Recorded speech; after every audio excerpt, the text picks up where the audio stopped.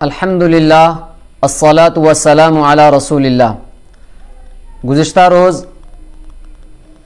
چند حضرات نے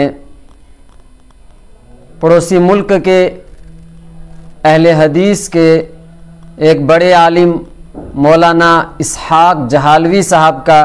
ایک ویڈیو کلپ بھیجا اور اس کے متعلق تحقیقی بات اور اس کی حقیقت کیا ہے اس سلسلے میں ہم سے معلومات چاہی۔ اس ویڈیو کلپ کے اندر مولانا اسحاق جہالوی صاحب اس بات کا تذکرہ کر رہے ہیں کہ حضرت عمر فاروق رضی اللہ تعالی عنہ نے حضرت فاطمہ رضی اللہ تعالی عنہ کا قتل کیا، ان کے بازو توڑے اور ان کے پیٹ کا بچہ گرایا۔ جنہیں پتہ چلا کہ فاطمہ کو مارا حضرت عمر نے، ان کے بازو توڑا اور ان کے بچہ پیٹ سے گرایا، وہ کیوں نہ برا کر؟ اب یہ صحیح ہے یہ غلط؟ روتے ہیں آپ کتابوں میں اور تھوڑی دیر کے بعد وہ اپنی اسی ویڈیو کلپ کے اندر یہ بات بھی کہتے ہیں کہ کون فاطمہ کے گھر پر آگ لے کر کے گیا، کس نے دروازہ گیا، اور وہ دروازہ حضرت فاطمہ کے پیٹ پر گرا اور وہ بچہ ضائع ہو گیا، اور اس صدمے سے حضرت فاطمہ رضی اللہ تعالیٰ عنہ کا انتقال ہوا۔ اور وہ کہتے ہیں کہ یہ کتابوں میں درج ہے کہ یہ سب حضرت عمر رضی اللہ تعالیٰ عنہ نے کیا۔ کہ کون فاطمہ کے گھر پر آگ لے کر گیا تھا، جس نے دروازہ گرایا اور فاطمہ رضی اللہ کے پیٹ پر گرا اور ان کا بچہ گر گیا، اس صدمے سے بڑی یہ کتابوں میں درج ہے کہ حضرت عمر نے یہ کام کیا۔ وہ کہتے اور اس کے علاوہ بھی بعض شیعہ حضرات بھی اس قسم کی چیزیں بیان کرتے رہتے ہیں، اور وہ جو بچہ ضائع ہوا اس بچے کا نام یہ محسن بتاتے ہیں۔ سب سے پہلی بات آپ یاد رکھیں کہ یہ بالکل جھوٹا من گھڑت واقعہ ہے، اس کی کوئی اصل نہیں ہے، یہ ایک کہانی گڑھی گئی ہے، ایک کہانی بنائی گئی ہے، اور اس کہانی کو گڑھنے والا ابان بن ابی عیاش ایک راوی ہے، اور ابان بن ابی عیاش یہ ایک جھوٹا اور کذاب راوی ہے۔ کہ اہل تشیع کی اسماء الرجال کی کتابوں میں بھی اس ابان بن ابی عیاش کی توثیق نہیں کی گئی ہے، اور اس کے علاوہ صحیح مسلم کے مقدمے میں امام مسلم رحمہ اللہ نے ابان بن ابی عیاش کو جھوٹا اور کذاب ڈکلیئر کیا ہے۔ انہوں نے اس بات کا بھی تذکرہ کیا ہے، صحیح مسلم کے مقدمے کے صفحہ نمبر 18 پر موجود ہے کہ وہ کہتے ہیں کہ ایک تابعی حضرت حمزہ نے ابان بن ابی عیاش سے 1000 حدیثیں سنی تھی، اور پھر خواب میں نبی اکرم صلی اللہ علیہ وسلم کی زیارت ہوئی تو نبی اکرم صلی اللہ علیہ وسلم نے ان میں سے صرف 5 یا 6 حدیثوں کی توثیق کی اور ان کی تصحیح کی۔ تو بہرحال تو یہ ابان بن ابی عیاش ایک جھوٹا راوی ہے، ایک کذاب راوی ہے، تو اس کذاب راوی کی بات پر اعتبار کیسے کیا جا سکتا ہے؟ اس لیے یہ بالکل جھوٹا واقعہ ہے، اس کی کوئی حقیقت نہیں ہے، کوئی اصل نہیں ہے۔ اور دوسری بات یاد رکھیں کہ حضرت علی رضی اللہ تعالیٰ عنہ کے خلفاء ثلاثہ امیر المومنین حضرت ابوبکر صدیق رضی اللہ تعالیٰ عنہ، حضرت عمر فاروق رضی اللہ تعالیٰ عنہ، حضرت عثمان غنی رضی اللہ تعالیٰ عنہ کے ساتھ جو تعلقات کتابوں میں آتے ہیں، تو یہ تعلقات بھی اس واقعے کی نفی کرتے ہیں، وہ تعلقات بھی بتاتے ہیں کہ اس قسم کا کوئی واقعہ پیش نہیں آیا۔ اور تیسری بات یہ ہے کہ کہتے ہیں کہ جھوٹ کے پاؤں نہیں ہوتے ہیں، تو اب دیکھیں کہ وہ کہتے ہیں کہ جو بچہ ضائع ہوا وہ اس بچے کا نام محسن تھا۔ اب سوال یہ ہے کہ جو بچہ 2 یا 3 مہینے کا ضائع ہوا ہے، کس کو پتا تھا کہ وہ بچہ ہے، وہ بچی نہیں ہے، اور اس ضائع ہونے والے بچے کا نام کس نے رکھا؟ ضائع ہونے والا بچہ جو 2-3 مہینے میں ضائع ہوتا ہے اس کا نام کو کون رکھتا ہے، اور پھر اس کا نام محسن ہے، یہ ان کو کس نے بتایا؟ یہ بالکل گھڑی ہوئی بات ہے۔ دراصل البدایہ والنہایہ کے اندر حضرت فاطمہ رضی اللہ تعالیٰ عنہ کے 3 بیٹوں کا تذکرہ آتا ہے، ایک حضرت حسن، ایک حضرت حسین، اور تیسرے حضرت محسن رضی اللہ تعالیٰ عنہم۔ تو حضرت محسن رضی اللہ تعالیٰ عنہ یہ بچپن کی حالت میں حضرت نبی اکرم صلی اللہ علیہ وسلم کے دور ہی میں وفات پا گئے تھے، فلہذا یہ کہنا کہ جناب حضرت محسن کا وہ حمل میں تھے وہ ضائع ہو گئے، یہ بالکل ایک جھوٹی بات ہے، من گڑت بات ہے۔ اور چوتھی بات یہ ہے،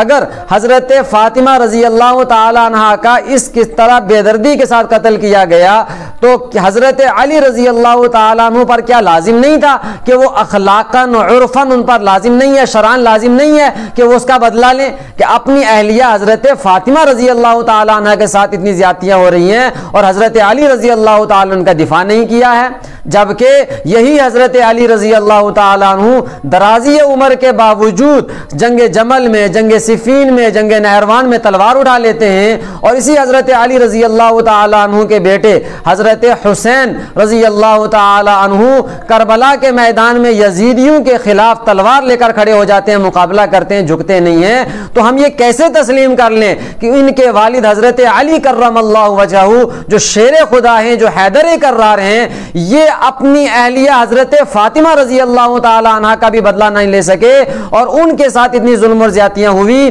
اور وہ ان کا دفاع نہیں کر سکے، تو لہٰذا یہ بات جو ہے بالکل عقل بھی اس کو تسلیم نہیں کرتی ہے، عقلاً بھی یہ واقعہ بالکل غلط ہے، من گڑت ہے۔ اور پانچویں بات یہ ہے کہ اگر یہ واقعہ سچا ہوتا کہ حضرت عمر فاروق رضی اللہ تعالیٰ عنہ معاذ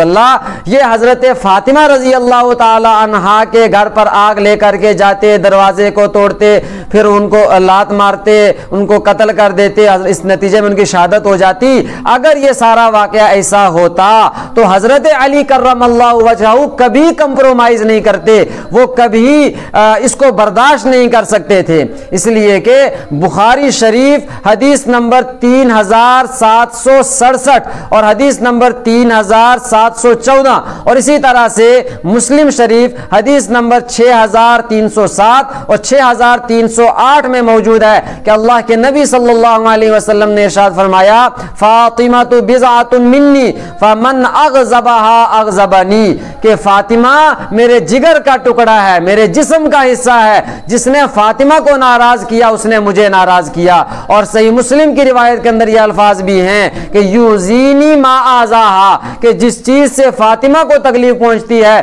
اس سے مجھے تکلیف پہنچتی ہے، جو فاطمہ کو تکلیف دیتا ہے اس نے مجھے تکلیف دی۔ تو کیا یہ باتیں، یہ روایات حضرت علی رضی اللہ تعالیٰ عنہ نہیں جانتے تھے؟ کیا وہ یہ نہیں جانتے تھے کہ جو فاطمہ رضی اللہ تعالیٰ عنہ کو تکلیف پہنچاتا ہے وہ گویا کہ نبی اکرم صلی اللہ علیہ وسلم کو تکلیف پہنچاتا ہے، اور جس نے نبی اکرم صلی اللہ علیہ وسلم کو تکلیف پہنچائی اس کا ٹھکانہ کیا بنے گا؟ تو حضرت علی رضی اللہ تعالیٰ عنہ پھر حضرت فاطمہ کو تکلیف پہنچانے والے اور حضرت فاطمہ کے اس نتیجے میں حضرت نبی اکرم صلی اللہ علیہ وسلم کو تکلیف کو پہنچانے والے کے ساتھ کیسے کمپرومائز کر لیتے؟ وہ کیسے اس زیادتی کو ہوتے ہوئے دیکھتے ہوئے برداشت کر لیتے؟ اور یہ تو عام تکلیف کی بات ہے، قتل تو اس سے کتنا بڑا آپ جرم آپ اندازہ کریں کہ جو قتل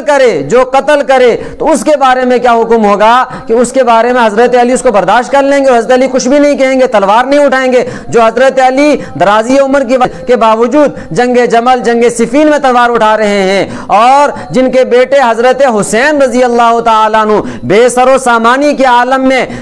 کربلا کے میدان کے اندر یزیدیوں کا مقابلہ کرتے اور جی جان سے مقابلہ کرتے ہیں، یہ آخر کیا وجہ ہے؟ کیا یہ ممکن ہے کہ حضرت علی شیر خدا رضی اللہ تعالی عنہ وہ اس کا بدلہ نہیں لیں اور برداشت کر لیں ساری زیادتی کو؟ یہ کیسے ہو سکتا ہے؟ جبکہ اہل تشیع کی کتاب رجال کشی جلد 1 صفحہ 288 پر حضرت علی کرم اللہ وجہہ کا یہ قول موجود ہے کہ لما رأیت امرا منکرا اوقدت ناری ودعوت قنبرا انی اذا ابصرت شیئا منکرا اوقدت ناری ودعوت قنبرا، کہ جب بھی میں کوئی خلاف شریعت کام دیکھتا ہوں تو میں اپنی آگ جلا لیتا ہوں اور میں کمبر کو دعوت دیتا ہوں، یعنی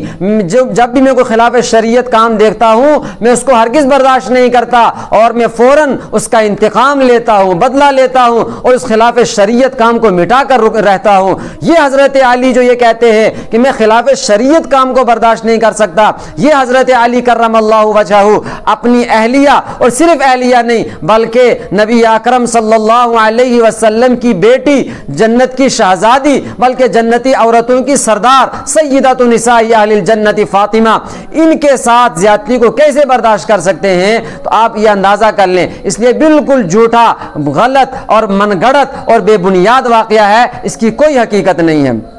اور چھٹی بات یہ ہے کہ کوئی بندہ اپنے دشمن کے ساتھ رشتہ داری رکھتا ہے؟ بالکل رشتہ داری نہیں رکھتا، ہم لوگ نہیں رشتہ داری رکھتے ہیں۔ تو اگر واقعتاً یہ واقعہ سچا ہوتا کہ حضرت فاطمہ رضی اللہ تعالی عنہا کا قتل معاذ اللہ عمر فاروق رضی اللہ تعالی عنہ نے کیا ہوتا، اگر یہ واقعہ سچا ہوتا، پھر آپ بتائیں، آپ فیصلہ کریں کہ حضرت علی کرم اللہ وجہہ اسی حضرت فاطمہ رضی اللہ تعالی عنہا کی بیٹی ام کلثوم کا نکاح حضرت عمر رضی اللہ تعالیٰ عنہ کے ساتھ کیوں کراتے؟ بخاری شریف حدیث نمبر 2881 اور 4071 کے اندر تذکرہ موجود ہے کہ حضرت ام کلثوم بنت فاطمہ یہ حضرت عمر فاروق رضی اللہ تعالیٰ عنہ کی بیوی تھی۔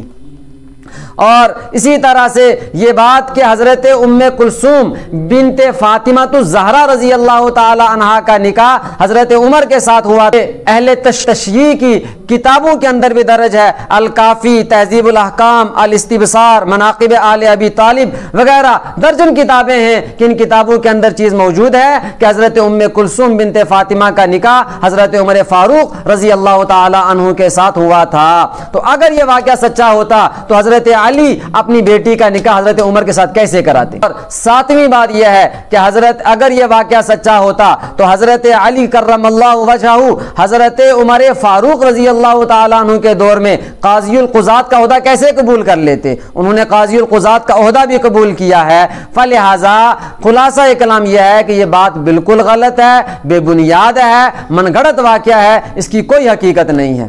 اور اس ویڈیو کلپ کے اندر مولانا اسحاق جہالوی صاحب ساتھ میں یہ بات بھی کہتے ہیں کہ کتابوں کا کون فیصلہ کرے گا؟ ہم کہیں گے ہماری کتابیں معتبر ہیں، وہ کہیں گے ہماری معتبر ہیں۔ تو یاد رکھیں، ہم نے اس میں ہماری کتاب اور آپ کی کتاب کا مسئلہ ہی نہیں چھوڑا، ہم نے یہ کہہ دیا کہ اس پورے واقعے کا مدار جو جتنا جس نے کہانی گڑی ہوئی ہے، سٹوری گڑی ہوئی ہے، سٹوری بنائی ہوئی ہے، یہ ابان بن ابی عیاش نے بنائی ہے، اور ابان بن ابی عیاش جھوٹا اور کذاب راوی ہے۔ اور یہ اہل تشییع کی بھی جو اسماء الرجال کی کتابیں ہیں اس میں بھی اس کی صراحت ہے، وہ حضرات بھی اس کی توثیق نہیں کرتے ہیں۔ فلہذا جب یہ واقعی سرے سے ثابت نہیں ہوا، لہذا ہماری اور آپ کا تو مسئلہ ہی نہیں ہے، یہ مواقعی معتبر نہیں ہے، یہ بالکل گڑا ہوا اور من گھڑت واقعہ ہے۔